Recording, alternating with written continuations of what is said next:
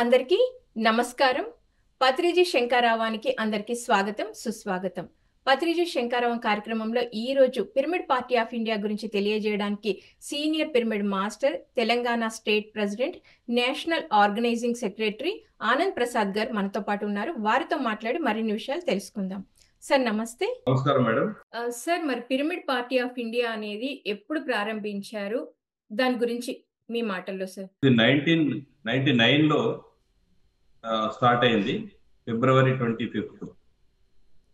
Pyramid party of India ఆత్మజ్ఞానులే పాలకులు కావాలి, శాకాహారులే పాలకులు కావాలి, ఆత్మజ్ఞానయుత మేధావులు పాలకులు కావాలి అనే అంటే philosophers should rule the country అనే ఒక సోక్రటీస్ నినాదంతో, మరి పైలోకవాసులు ఇచ్చినటువంటి సందేశంతో పత్రిజీ ఈ పిరమిడ్ పార్టీ ఆఫ్ ఇండియాని ప్రారంభించడం జరిగింది. Okay sir, pyramid party of India గురించి పత్రి సార్ ఏం చెప్పేవాళ్ళు సార్? ఈ భూమి మీద సామాన్య భాషలో చెప్పాలంటే ఈరోజు రాజకీయం అనేది అధికారికంగా ప్రజల మీద అధికారం చెలాయించాలి అనే ఒక ఆలోచన విధానంతోనే ఉంది. ఇది యథా రాజా తదా ప్రజ అనే ఒక సిద్ధాంతం కాదు.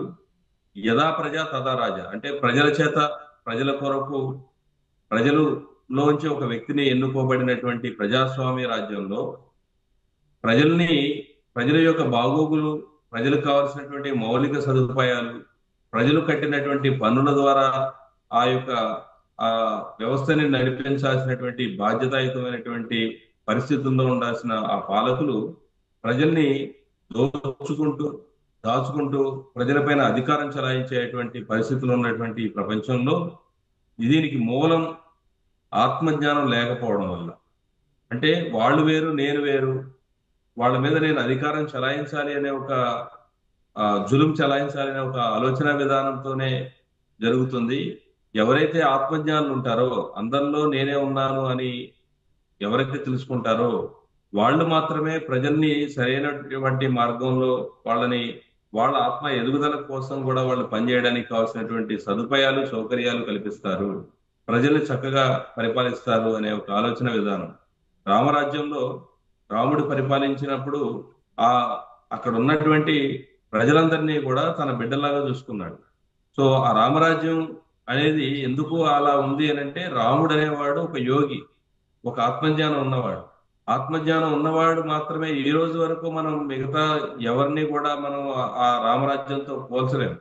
కాబట్టి ఆ రామరాజ్యం అనేది అంటే ఆయన ఎలాంటి పరిస్థితుల్లో అంటే ఒక సామాన్యుడు తన భార్య గురించి కామెంట్ చేసినప్పుడు, అంటే ఆ భార్య నేనైతే అలా ఉండేవాడిని కాదు అన్నందుకు అక్కడ ఆడు కరెక్ట్ అని కాదు, ఆ వ్యతిరేక భావన మిగతా వాళ్ళలో కూడా రాకూడదు అనే ఉద్దేశంతో ఆ సీతాదేవిని ఆయన ఏమీ అడవుల్లో వదిలేయలేదు, ఒక ఆశ్రమంలో ఉంచాడు. అది మనం సినిమాల్లో మిగతా చూసిన విధంగా కాకుండా వాళ్ళ యొక్క సంరక్షణ బాధ్యతల్ని మళ్ళీ తర్వాత ఆయన వేరే విధంగా చూసుకున్నాడు. అంటే ప్రజా రాజ్యంలో ఆ విధంగా లేకుండా ప్రజలకు అనుకూలమైనటువంటి పరిస్థితుల్ని క్రియేట్ చేసి ఆయన పరిపాలించడం జరిగింది.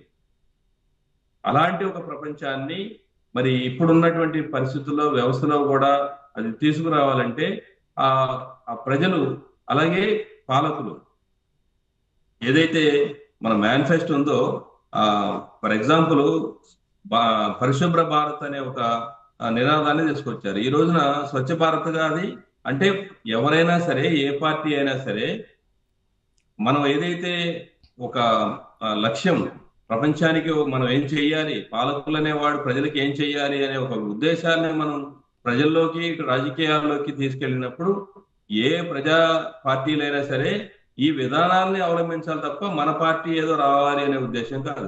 పిరమిడ్ పార్టీ అంటే అందరి పార్టీ అన్నారు. ఆ ఉద్దేశం ఏంటి అంటే అక్కడ అన్ని పార్టీల వాళ్ళు కూడా ఈ విధానాలు పాటించినప్పుడు అది సబబే. ఎక్కడ ఏ పార్టీలోనైనా సరే అక్కడ పాలకులు కనుక ఆత్మజ్ఞానులు ఉన్నట్లయితే వాళ్ళకి మనం వాళ్ళ గురించే మనం ప్రచారం చేద్దాం, అలాంటి వాళ్ళే రావాలని మనం చెప్దాం. మనం ఎవరికి పోటీ కాదు, ఒక విధానాన్ని, ఒక జ్ఞానాన్ని ఇటు ప్రజలకు, అటు రాజకీయ నాయకులకు కూడా అందించాలనే ఉద్దేశంతోనే పిరమిడ్ పార్టీ అనేది స్థాపించబడింది. Okay sir. సో, మరి pyramid party of India start జేశారు. సార్ దాన్ని ఎంతో ఎంకరేజ్ చేస్తూ, ప్రోత్సహిస్తూ వచ్చారు. సో, దాంట్లో మీ యొక్క రోల్ ఏంటి సార్? మీరు ఎక్కడైనా నియోజకవర్గం నుండి నిలబడడం, పోటీ చేయడం, అప్పుడు మీరు పొందిన అనుభూతి ఏంటి? ఎస్, నేను మొట్టమొదట ఈ పిరమిడ్ పార్టీ గురించి నాకు తెలిసింది 2007లో నేను ఈ ధ్యానంలోకి రావడం జరిగింది, పిరమిడ్ సొసైటీలోకి. తర్వాత ఆ, పత్రి గారిని 2007 నేను జనవరి 18వ తారీఖున కలిశాను. ఆయనతో మాట్లాడి కలిసిన తర్వాత నేను తటవర్తి వీరరాఘవరావు గారి 3 రోజులు క్లాస్కి అటెండ్ అయినప్పుడు అక్కడ కొన్ని పుస్తకాలు నేను సేకరించి అక్కడ తెలుగులో అనువాదం అయినటువంటి పుస్తకాలన్నింటినీ తెచ్చుకుని నేను చదవడం ప్రారంభించినప్పుడు అందులో పిరమిడ్ పార్టీ మేనిఫెస్టో కూడా నేను చూడడం జరిగింది.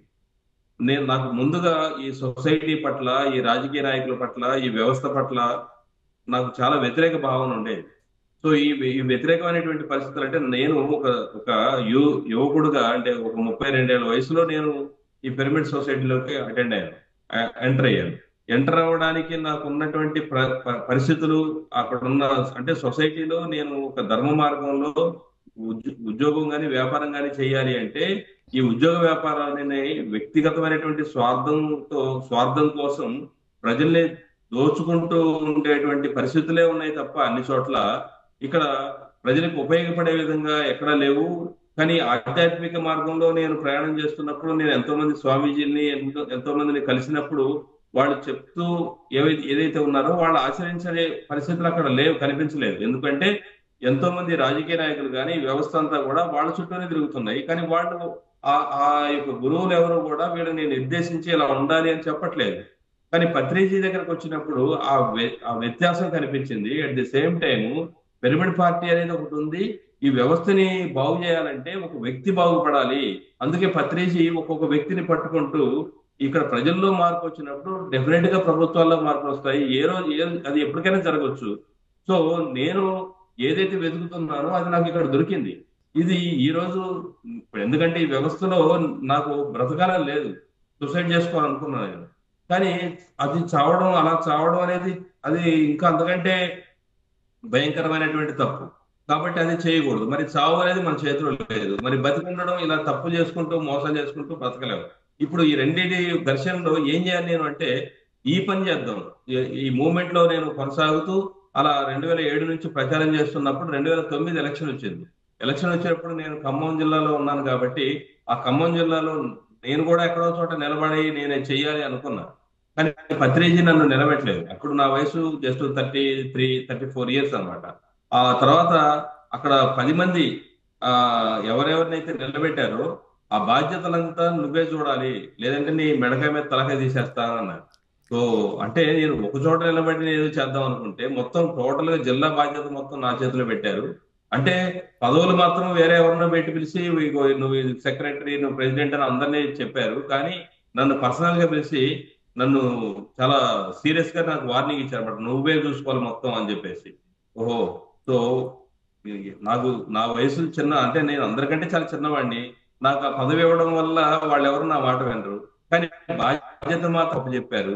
సో సారు నాకు చాలా నచ్చారనమాట. అంటే నాకు పని కావాలి, ఈ వ్యవస్థ బాగుపడడం నాకు లక్ష్యం తప్ప నాకేదో పదవి అనేది కాదు. కాబట్టి ఎస్ అని చెప్పేసి నేను అప్పుడు అక్కడ ఉన్న 10 మంది, ఆ 10 నియోజకవర్గాల్లో ప్రచారం కావడానికి, ప్రతి ఇంటికి పాంప్లెట్ అందడానికి నేను ఎంతవరకు చేయాలో అంతవరకు నేను చేయగలిగాను. నామినేషన్ల దగ్గర నుంచి ప్రతి ఒక్క విషయం, అందరి విషయాల్లో నేను పనిచేస్తూ అలా నెక్స్ట్ నాకు ఆ తర్వాత అక్కడ 2009 అక్కడ ఎలక్షన్ అయిపోయిన తర్వాత నేను విజయవాడ వచ్చాను. విజయవాడ రాఘవరావు గారి దగ్గరికి వచ్చి ఇక్కడ కూడా నేను పనిచేయడం జరిగింది. సో అంటే అక్కడ 2 విడతలుగా ఎలక్షన్ ఉండడం వల్ల మిగతా చోట్ల కూడా వెళ్ళాలని ఇక్కడ రావడం. అప్పుడు నేను ఏం చెయ్యాలి, నా బాధ్యత ఏంటి ఇక్కడ అనేది నేను డిసైడ్ చేసుకొని అప్పటి నుంచి దీన్ని ఫుల్ టైం ఎలా చేయాలి అనే దానిపైన నేను వర్కౌట్ చేసుకుంటూ 2007 తర్వాత మళ్ళీ ఇప్పుడు 2009 తర్వాత మళ్ళీ 2014 ఎలక్షన్ వచ్చింది.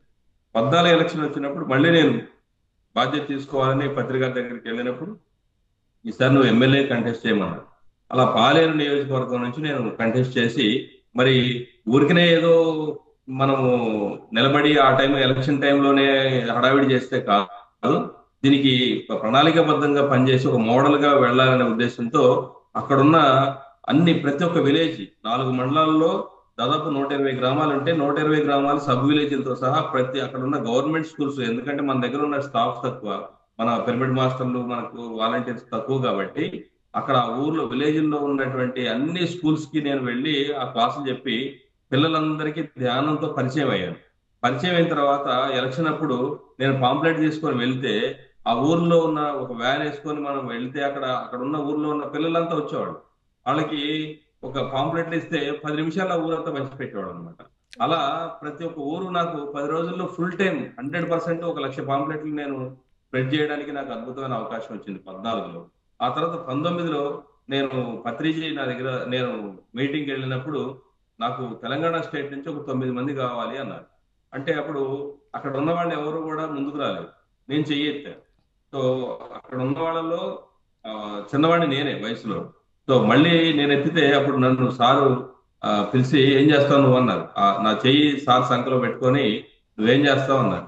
ఏం చేస్తావు అంటే అప్పుడు చెప్పాను నేను, ఈ భూమి మీద కేవలం ఒక ఊరు, ఒక ప్రాంతమో, ఒక జిల్లానో ఒకవేళ గెలవాలి అని అంటే ఎప్పుడో గెలిచేవాళ్ళం. మిమ్మల్ని ఒక్కళ్ళే కూర్చొని నిలబెట్టి, లేకపోతే ఎవరినో మీరు చెప్పిన వాళ్ళని ఒకళ్ళు నిలబెట్టి మొత్తం మన రాష్ట్రంలో ఉన్న పిరమిడ్ మాస్టర్లు అందరినీ పిలిచి ఒక ప్లేస్ లో గనక ఈ పార్టీని ఎమ్మెల్యేనో ఎంపీనో గెలవాలంటే అది పెద్ద విషయం కాదు.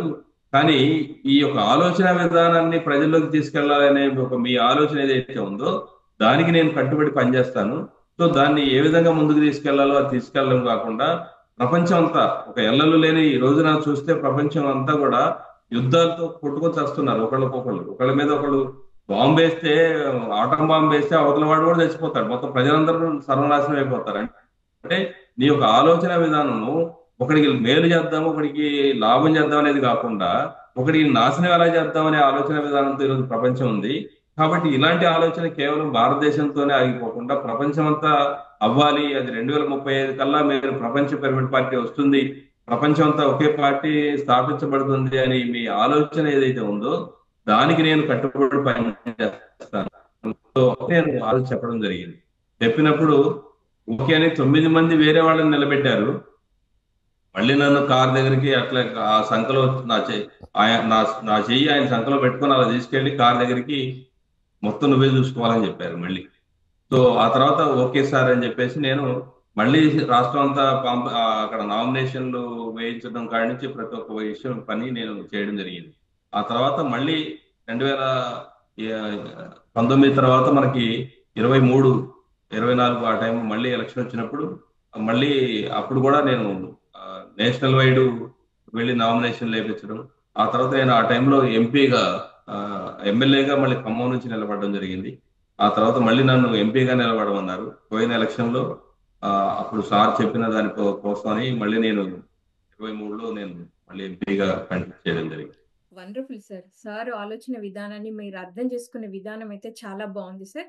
సో మరి అలా మీ జర్నీ సాగుతూ వచ్చింది. పిరమిడ్ పార్టీ ఆఫ్ ఇండియాకి మీరు ఏం చేయాలో మీరు చేస్తూ ఉన్నారు. So pyramid party of India భవిష్యత్ ప్రణాళిక ఏంటి? భవిష్యత్ ప్రణాళిక పత్రిజీ ఏదైతే ఏ ఉద్దేశం కోసం మనం పిరమిడ్ పార్టీని స్థాపించారో ఆ ఉద్దేశాన్ని ఇంతకు ముందు పత్రిసార్ ఉన్నంత వరకు జరిగింది ఏంటంటే పత్రిసార్ మీద అభిమానంతోనో పత్రిసార్ చెప్పారు కాబట్టి మన గురువు కాబట్టి ఆ మాట వినాలి అని కేవలం అంతవరకే ఆ పని జరగడం జరిగేది. ఎప్పుడు కూడా పార్టీ అంటే ఒక ఎలక్షన్ టైంలో నిలబడడం. పోయిన ఎలక్షన్ లో పత్రిజీ బాడీ వెకేట్ చేసిన తర్వాత మరి నేను పత్రిజీ అప్పుడు దాదాపు 1 year నేను ఏ వర్క్ చేయలేదు. చేయకుండా నేను పత్రిసార్ దగ్గరికి వెళ్ళి అక్కడ శక్తిస్థాన్ దగ్గర నేను కూర్చొని ధ్యానం చేసినప్పుడు పత్రిజీ నా లోపల నుంచి ఒక సమాధానం, నీ కర్తవ్యం అని నాకు 3 సార్లు వినిపించింది. ఏంటి నా కర్తవ్యం? యాక్చువల్ గా నేను పిరమిడ్ మోడల్ స్కూల్ కూడా స్థాపించడం జరిగింది. తర్వాత కాస్మిక్ వ్యాలీని నేను అక్కడ స్థాపించడం జరిగింది. తర్వాత నా కర్తవ్యం ఇప్పుడు నేను ఏం చేయాలి ప్రజెంట్? అది స్కూల్లో పిల్లలు లేకుండా నేనేం చేయలేను.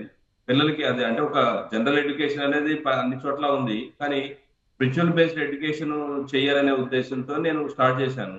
దానికి పేరెంట్స్ ముందుకు రావట్లేదు. సో వచ్చినప్పుడే చేద్దాం. నేను ఒకసారి చెప్తే టైం ఉందిరా, ఇంకా వాళ్ళు అవగాహన రాలేదు, ఆ టైం వచ్చినప్పుడు డెఫినెట్ గా అది సరిపోరు, మన ప్లేస్ కూడా ప్రపంచం అంతా పిరమిడ్ మోడల్ స్కూల్ వస్తుంది, యూ హ్యావ్ టు బి, నువ్వు స్టిక్ ఆన్ అయి ఉండు, అది మాత్రం నువ్వు వదలొద్దు అని చెప్పేసి నన్ను చాలా క్లియర్ గా నాకు ఇన్స్ట్రక్షన్స్ చేయడం జరిగింది. పిరమిడ్ పార్టీ అనేది మరి ఇప్పుడు నేను పిరమిడ్ పార్టీ అనేది నా మైండ్ లో లేదు. సో నా కర్తవ్యం నేను చేస్తూనే ఉన్నా కదా, ఇంకేముంది అని చెప్పేసి నేను మళ్ళీ నా లోపల క్వశ్చన్స్ వచ్చినప్పుడు పిరమిడ్ పార్టీ అని మళ్ళీ 3 సార్లు వినిపించింది. ఓ పిరమిడ్ పార్టీ, ఎస్, ఎలక్షన్లు దగ్గర ఉన్నాయి, పిరమిడ్ పార్టీ ఇప్పుడు పనిచేయాల్సిన అవసరం ఉంది అని చెప్పేసి నేను వెంటనే అక్కడే అందరికి, మన చుట్టుపక్కల మన మిత్రులందరికీ కూడా అనౌన్స్ చేయడం జరిగింది. అప్పుడు ఎందుకు ఇప్పుడు అవసరం లేదు, వద్దు అది అని అన్నారు. సో ఎంతమంది వ్యతిరేకించినా సరే ఇది పత్రిసారి నాకు ఇచ్చిన మెసేజ్ 100%. నేను నా జీవితం పత్రిజీకి అంకితం. ఈ శ్వాస ఉన్నంత వరకు పత్రిజీ ఏం చెప్పారో అది చేయడానికే ఉన్నప్పుడు ఇంకా వేరే ఎవరు చెప్తే వింటాం మనం. కాబట్టి డెఫినెట్ గా చేయాల్సిందే అని చెప్పేసి నేను డిసైడ్ చేసి అక్కడ స్టార్ట్ చేయడం జరిగింది. సో ఎలక్షన్ లో అద్భుతంగా మనకు ఒక 60 మందిని నిలబెట్టి ప్రయత్నం చేస్తే కొంతమందిని బెదిరించో ఏదో చేసి మొత్తానికి ఒక 30 మందిని డ్రాప్ చేయించారు. సో 30 మందిని మాత్రం నిలబెట్టగలిగాం తెలంగాణ స్టేట్ లో. ఆ తర్వాత ఆంధ్రాలో వాళ్ళకి సాధ్యం కాలేదు. దాదాపు ఒక 77 మంది ఎమ్మెల్యేలు, 15 మంది దాకా ఎంపీల్ని నిలబెట్టి ఇక్కడ కూడా అంటే ముందుకొచ్చారు. సో అది కేవలం ఎమోషన్ తోనో లేకపోతే పత్రిక చెప్పారు కాబట్టి మనం చేద్దామనే ఉద్దేశాన్ని ఏదైతే ఉందో దాన్ని అసలు ఎందుకు చెప్పారు, ఈ పత్రిజీ పిరమిడ్ పార్టీని ఎందుకు స్థాపించారు, ఆ జ్ఞానాన్ని ప్రతి ఒక్క వ్యక్తికి అందించి జ్ఞానం వైపుకు మళ్ళించి ప్రతి ఒక్క వ్యక్తిని అందులో బాధ్యుడిగా చేయాలి అనే ఒక ప్రణాళికతో ఉన్నాము.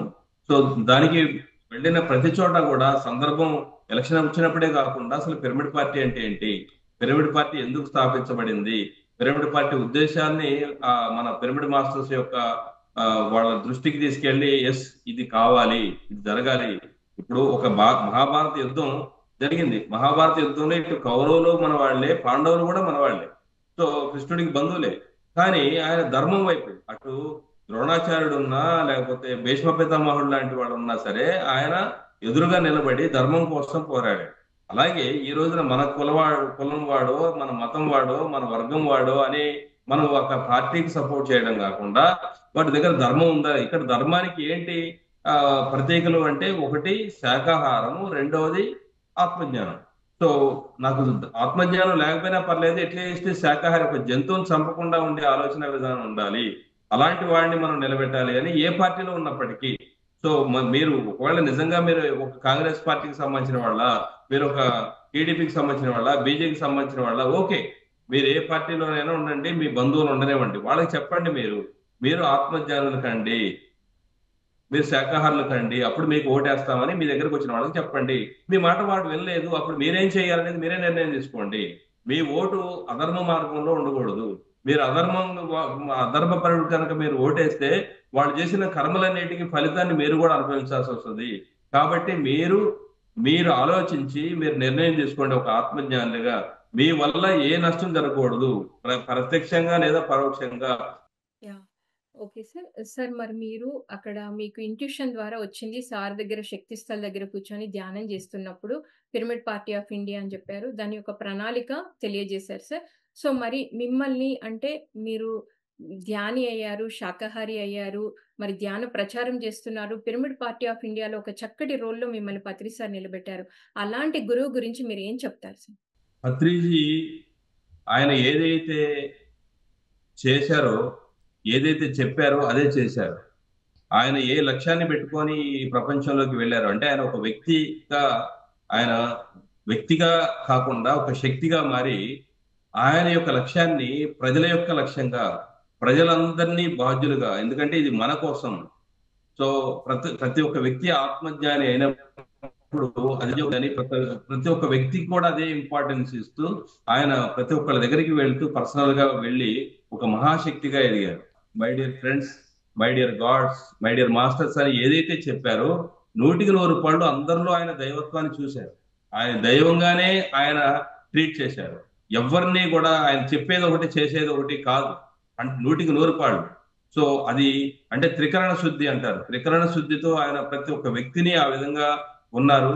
సో ఆయన ఏదైతే అంటే వికల్పరహితమైనటువంటి సంకల్పం, ఆ సంకల్పం అనేది ఆయనకు ఒక సంకల్పానికి బ్రాండ్ అంబాసిడర్ అన్నమాట. సో పత్రిజీ ఆ, ఏం చెప్పాలనుకున్నారో అంటే అది 100% చేశారు. సో ఇకపోతే ఇక ముందు రోజుల్లో కూడా ఆయన ప్రణాళికలు ఏవైతే ఉన్నాయో ధ్యాన జగత్, శాకాహార జగత్, పిరమిడ్ జగత్, అలాగే పిరమిడ్ పార్టీ, ప్రపంచ పిరమిడ్ పార్టీ అని ఆయన దానికి రూట్స్ వేసేసారు. సో మార్గాల్ని ఆయన వేసేసి ఇప్పుడు శరీరం లేకపోయినా కానీ ఆయన ఆ లక్ష్యం కోసం ఆయన పనిచేస్తున్నారు, పని చేయిస్తున్నారు. సో ఆయన మూమెంట్, పిఎస్ఎస్ మూమెంట్ ఏదైతే ఉందో ఈ రోజు పిఎంసి కూడా సో ఆయన లక్ష్యానికి అనుగుణంగా ఏవైతే చేయాలనుకున్నారో అది 100% అయ్యేంత వరకు అది జరుగుతుంది. ఎందుకంటే కొన్ని కొన్ని చిన్న చిన్న ప్రాబ్లమ్స్, తప్పులు జరగవచ్చు. ఎందుకంటే అది మానవ సహజం. ప్రతి వ్యక్తి, ఒక సామాన్యుడు, ఒక రత్నాకరుడు లాంటి వాడు వాల్మీకి అయ్యాడు.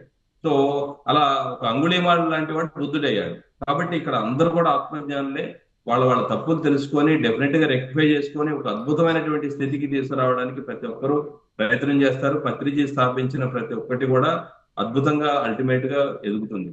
Thank you sir. మరి ఎంతో అద్భుతంగా పిరమిడ్ పార్టీ ఆఫ్ ఇండియా ఎలా స్టార్ట్ చేయబడింది, దాంట్లో మీ రోల్ ఏంటి, మీరు ఏమేం కార్యక్రమాలు చేశారు, పత్రిజీ ఎలా మిమ్మల్ని అప్రిషియేట్ చేశారు అనే విషయాలు ఎంతో అద్భుతంగా తెలియజేశారు. Thank you sir. Thank you so much. Thank you madam. ఈ అవకాశం ఇచ్చిన పిఎంసికి, అలాగే వీక్షిస్తున్నటువంటి పిరమిడ్ మాస్టర్లకి, ధ్యానులకి అందరికీ కూడా నా హృదయపూర్వక నమస్కారాలు, కృతజ్ఞతలు తెలియజేస్తూ జై పిరమిడ్ పార్టీ. సో విన్నారు కదండి, పత్రిజీ శంకారావంలో ఎంతో అద్భుతంగా పిరమిడ్ పార్టీ ఆఫ్ ఇండియా గురించి తెలుసుకున్నాం.